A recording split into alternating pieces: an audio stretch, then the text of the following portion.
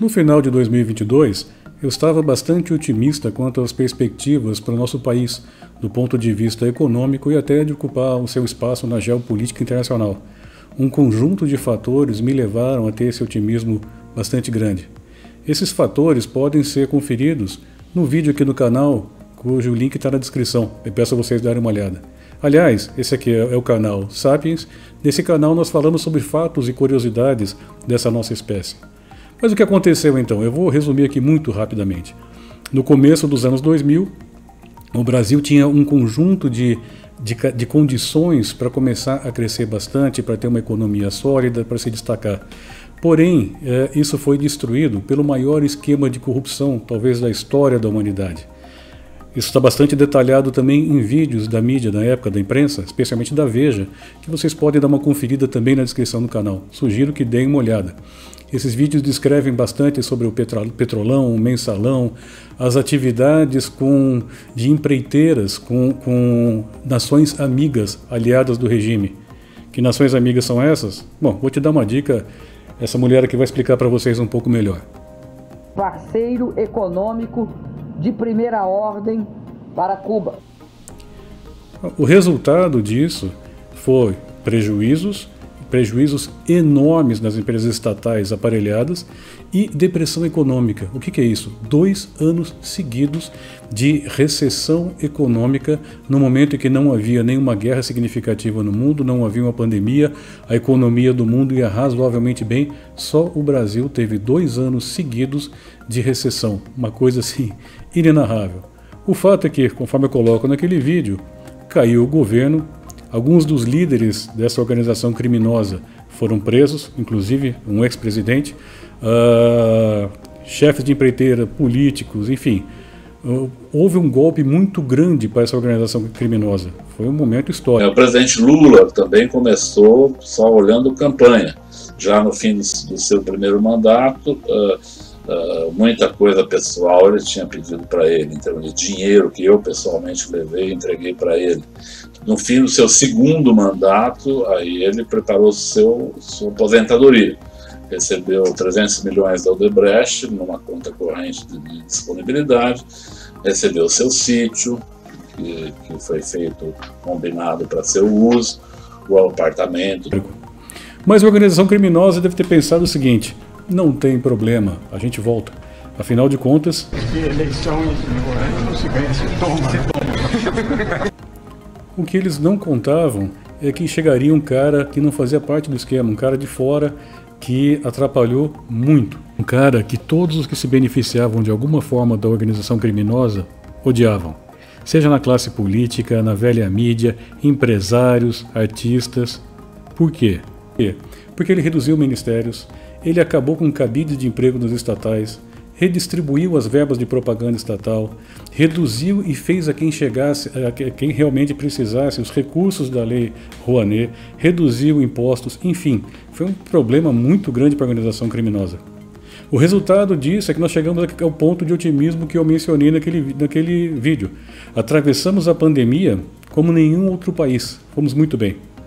Mas a organização criminosa já tinha entendido o risco que esse cara representava e já vinha se articulando para combatê-lo.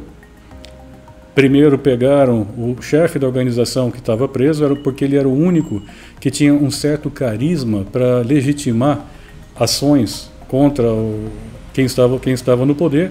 Pegaram ele, descondenaram e tiraram da cadeia. Mas ainda tinha um problema, o cara saiu da cadeia, ele é inelegível. Tornaram ele elegível. Cooptaram a mídia. Acionaram os órfãos da lei Rouanet para bater no presidente de então. Censuraram as redes sociais. É um negócio assim de parcialidade, acho que jamais visto. Quem dissesse que o ex-presidiário era ex-presidiário enfrentaria consequências. Não poderia dizer que ele era descondenado. Não poderia dizer que ele era aliado a ditadores, mesmo com farta documentação a respeito. Pelo outro lado, se você dissesse que o então presidente era genocida, assassino, aí tudo bem, sem problema, não precisava provar nada não, estava de bom tamanho. Ou seja, uma parcialidade assim impressionante. Com isso, com todas essas ações, a Orcrim venceu aquelas eleições. E Foi uma festa para os traficantes, para as organizações criminosas, para os presídios. A imprensa cooptada comemorou. Já as famílias de bem, foram para as ruas protestar. Foi uma indecência. E foram tratados, inclusive por essa mídia cooptada, como bandidos. A mesma mídia que passa pano para traficantes e assassinos tratou as famílias de verde e amarelo nas ruas como golpistas e terroristas e assim por diante. As famílias foram tratadas como bandidos. E o pior de tudo, as Forças Armadas a quem o presidente e essas famílias pediram auxílio, viraram as costas. Mais do que isso, entregaram famílias para que o ECRIM prendesse. Essa foi talvez a maior derrota do nosso exército na sua história. O exército vinha contando com um prestígio único junto à população, um índice de confiança altíssimo. Após essas atitudes, essas ações, o exército passou a ser alvo de desprezo e chacota nas redes sociais. Uma coisa realmente muito triste que doeu muito em muitos de nós. Ok, mas a organização criminosa subiu a rampa e tudo voltou ao normal.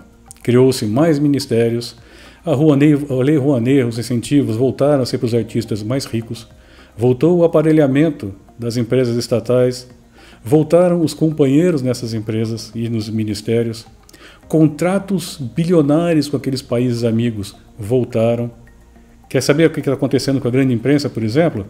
Eu vou dizer aqui algumas coisas. Você lembra, não sei se vocês lembram, no ano passado, uma queimada. Queimou uma árvore na Amazônia, é culpa do genocida, assassino, destruidor, era um inferno. Era a Greta chorando, era o DiCaprio esperneando, era a mídia brasileira parindo um gato. É um negócio terrível. Agora, quando a gente tem notícias, por exemplo, de que está tendo queimadas recorde no Cerrado e a Amazônia tem um grande registro de incêndios, ninguém fala nada, parece que agora não tem mais problema, só com outro governo. O fato é que os primeiros 100 dias do novo governo foram um desastre, eu podia passar horas descrevendo. Só que se há algo de bom nisso, é que com as temeridades cometidas, os resultados começam a aparecer. Déficits históricos, rombos históricos. O que fazer então para tentar retomar o nosso país, para tentar afastar essa organização criminosa? Parece que os caminhos normais, com a parcialidade que há nos órgãos e instituições, fica difícil. Então eu lembro aqui, vamos pensar um caso, eu gosto muito de comparar com os pugilistas, com o boxe. Nos anos 80 tinha um grande peso pesado, Mike Tyson, que destruía a todos. Foi o mais jovem campeão mundial de peso pesado. Ele destruía as esperanças olímpicas americanas, destruía os velhos veteranos. Dizia-se, ninguém pode parar esse lutador. Mas um jornalista disse, só tem um homem que pode derrotar Mike Tyson. Ele se chama Mike Tyson. E foi o que aconteceu. O Tyson começou a ir para as baladas, bebedeiras, noitadas, chegou a ir treinar bêbado. Resultado, acabou perdendo para um lutador de uma categoria muito inferior a dele. Aonde eu quero chegar com isso?